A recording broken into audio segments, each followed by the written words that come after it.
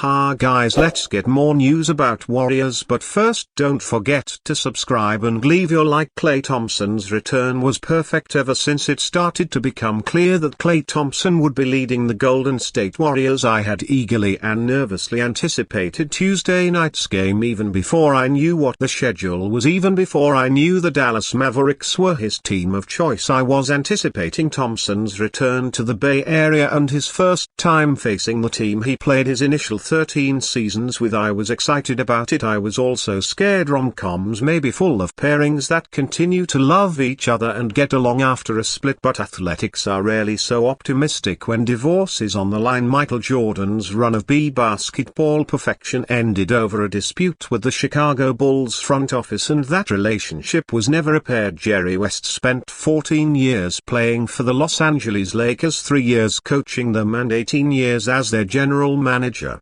but wasn't even on speaking terms with the organization when he died earlier this year. LeBron James caused his hometown team's owner to write him public hate mail because he decided he wanted to play with his close friend and try living in a new state for the first time. Things might have felt different with Klay, but basketball offers no shortage of examples when you forget that professional competitors simply view things differently. Where you and I might see nothing, an elite athlete can find a grudge to sit on their shoulder for decades. Thompson's majestic run with the Warriors may have been nearly perfect, but in the run-up to Tuesday's game, a 120-117 Warriors win that stands as the early game of the year in the NBA, it was easy to find ways that his return could have been uncomfortable. What if Klay didn't match the love emanating from the Warriors franchise and fan base and instead appeared to only hold the feeling of being slighted that seemed to drive his decision to leave? What if his output of love and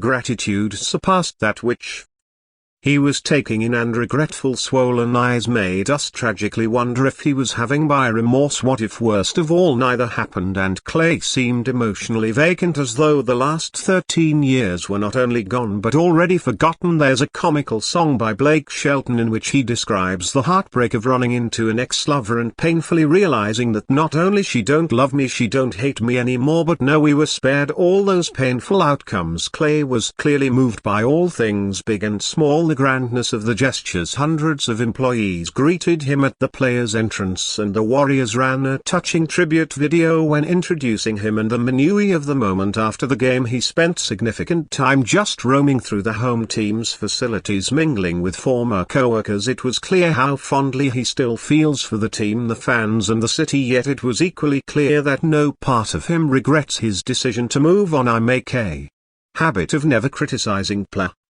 year's free agency choices because every person wants something unique, and who am I to tell anyone what they should want? Yet everyone had an ounce of fear that Thompson was making a rash move based on feeling scorned, and that when cooler heads prevailed he would realize that in trying to hurt someone else he had only hurt himself. His comments after signing with Dallas made it fairly clear that wasn't the case. Steph Curry and Steve Kerr's comments shortly after made it even clearer, and Thompson's demeanor on Tuesday was the final data point that his decision was neither spontaneous nor irrational. It was reasoned and right. Klay's performance was also perfect for the night. It was one of his best games since donning a Mavs jersey, and fit cleanly in the middle ground where Warriors fans could be happy for but not jealous of his success. A more notable performance, for the better or for the worst, could have been ugly when Thompson airballed a three in the fourth quarter. The Chase Center crowd, with captain hats up on their heads, rained down a mild and good-natured "Eat the ball" chant at Thompson. Had an ugly shooting night. The fans that at times started to turn on him last year might have let him hear it a bit too much, creating that patented uncomfortable situation where one starts to realize that they're being teased not because it's funny but because it will hurt. Warriors linked to explosive athlete in NBA mock draft. The 2025 NBA draft class is expected to be one of the best classes of all time, and the Golden State Warriors own their own pick, meaning they can get in on the action. The Warriors, despite employing Stephen Curry, Draymond Green, Andrew Wiggins and other veterans, have a solid young core of Moses Moody, Jonathan Kuminga, Tracy Jackson Davis and Brandon Podmski. However, with an elite group of rookies coming into the league next year, Golden State might be able to land a franchise player, while the Warriors, who are currently one of the very best teams in the NBA, will miss out on the top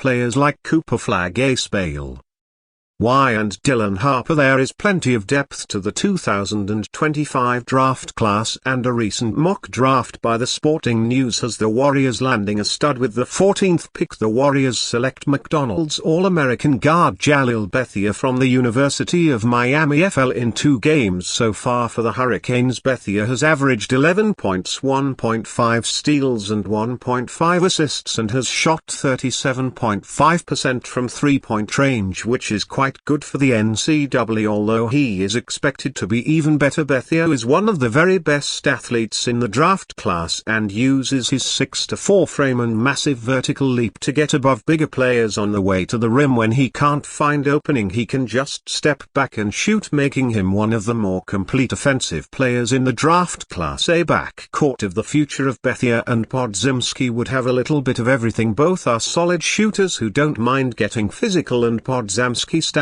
to be a better defender, although it's early in the college season and Bethia could turn into a two-way guard with so much talent in the upcoming draft. Then Bethia might not slip outside of the top 10, although if he's on the board when the Warriors make their selection, the fit is obvious. Luka Doncic admits to costly mistaking Mavericks. Warriors. Luka Doncic scored 31 points in the Dallas Mavericks 122-117 loss to the Golden State Warriors on Tuesday night, leading his team in scoring. However, he was held scoreless in the fourth quarter, including a miss on the potential game-tying bucket in the final seconds. After being one of the best clutch players in the NBA last season, it's been a rough go of it for Doncic, who is now 33.3% from the floor and 25% from 3 in 6 clutch opportunities. 5-point game or less under 5 minutes this season. Doncic didn't seem pleased with the quality of his last shot against the Warriors. "I think it could have been way better," Doncic said of his shot selection on the potential game-tying shot. "The shot clock was going down, so I